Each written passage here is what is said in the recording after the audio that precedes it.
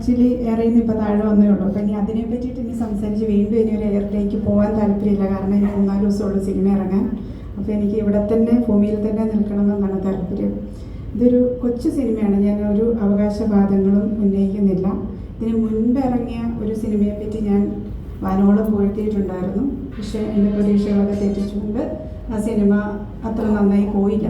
അപ്പം ഇതിനെപ്പറ്റി എനിക്ക് കമൻറ്റ് ചെയ്യാനൊന്നുമില്ല. ഒരു കൊച്ചു സിനിമ നിങ്ങൾ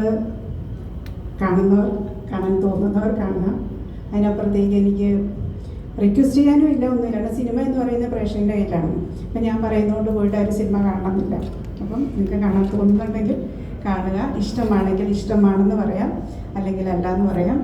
പിന്നെ ഇവിടെ നമ്മളെ ഈ ലോഞ്ചിന് വന്ന ഒരുപാട് അതിഥികളുണ്ട്. അപ്പോൾ അവരോടൊക്കെ ഒരുപാട് നന്ദിയുണ്ട്.